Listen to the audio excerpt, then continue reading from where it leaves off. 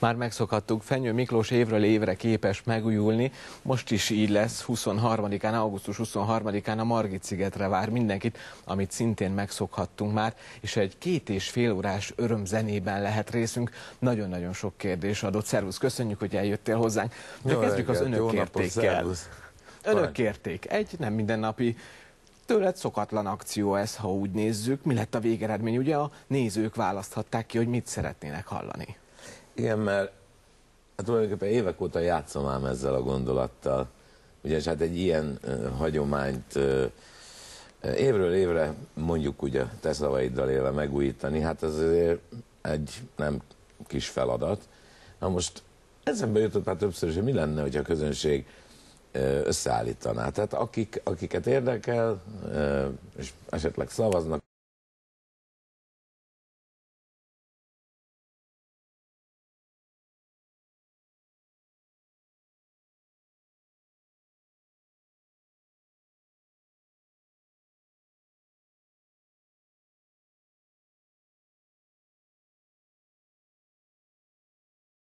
valami dalra. Ez egy 2,5 órás kívánságműsor? Na jó, azért annyira nem 2,5 órás, illetve a maga a koncert az biztos, hogy lesz 2,5 órás, de itt megadtunk 100 dalt, 100 opciót, és ebből lehetett a Facebookon szavazni, és azt mondtuk, hogy az első 20, tehát amelyik 20 a legtöbb szavazatot kapja, az bizonyosan elhangzik a koncerten, úgyhogy úgy lehet összeállítva a műsor, hogy az a 20 az benne van. Ezt nagyon komolyan vettük, ezt a játékot. Egyébként pedig a műsor többi részét azt én magam állítottam össze a saját fantáziám szerint. A tavalyi koncertképeit látjuk közben, de a 20-as listához visszatérve volt meglepetés, hogy van olyan dal, ami nem került be? A szavazatok alapján? A legnagyobb meglepetés az volt, hogy az első 100-ból, pontosabban abból a 100-ból, amit megadtunk, mint lehetőséget, hogy lehet belőle szavazni, véletlenül kifelejtettük a Csók királyt.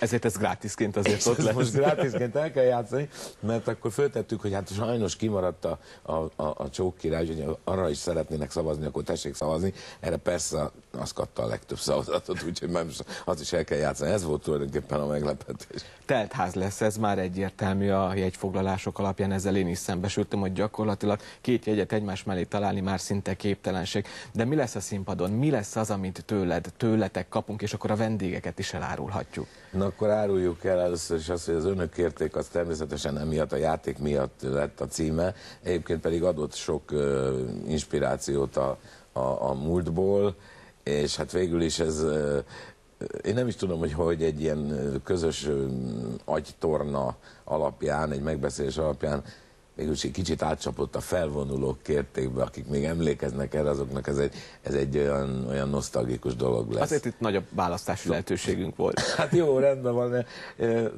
hogy is mondjam, tehát lesz egy demonstráció, egy ilyen örömünnep, és annak keretében sőt, néhány olyan pont is lesz a koncerten, ahol kifejezetten megszólítom azokat az embereket, akiknek a véleményére kíváncsi vagyok, hogy mit szeretnének hallani. Hát persze nem mind, aztán ki fogjuk írni az első 20-at, tehát az eredményt is közölni fogjuk, és hát természetesen ezek a dalok el is hangzanak, mint mondtam. Vendégem Puskás Peti lesz, aki egyrészt játszott a Made in Hungária című filmben, másrészt együtt játszom vele Komárnóban, a Jókai Színházban, ahol még mindig megy a Made in Hungária, ott a főhőst alakítja, tehát jóformán azt lehet mondani a fiatalkori önmagamat, és hát ez a 2 ok, ez már pont elég arra, hogy őt hívjam meg idén, úgyhogy hát ő lesz a vendég. A színpadkép a megszokásos, a szokásos. Nagyon jó lesz a színpadkép, táncosokkal, zenekarral, vokállal, tehát az már tulajdonképpen a megszokott. Egyébként mennyiben más akár a te szemszögedből mondjuk egy teltházas Margit-sziget,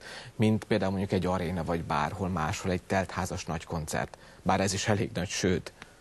Az igazság az, hogy itt maximum az alaphangulatban van a különbség. Ugye ez nyári koncert, a Margit-szigeten vagyunk, ami az én ifjúkoromnak az egyik nagyon kedves játszó területe volt, már úgy értve, hogy sokat jártunk a Margit-szigetre, bulisztunk, azon kívül hát nyár és a sziget a számomra egy két összekapcsolódó fogalom, és ott az alaphangulat. Mondjuk egy zárt térben, télen, egy fenyőünnep az egy kicsit más dolog. Egyébként ami azt illeti, hogy én ugye ugyanazt csinálom, vagyis hát önmagamat adom mind a 2 esetben, A téli az ugye fenyő, hát ez nem kell magyarázni. Szerintem arról fogunk majd beszélgetni, reméljük, hogy érkezik. A nyári az igazi nyári, és én nagyon remélem, hogy igazi nyári is lesz az idei. Nagyon köszönöm, hogy eljöttél hozzánk, és ugye Fenyő Miklós volt, Fenyő Miklós lesz, tehát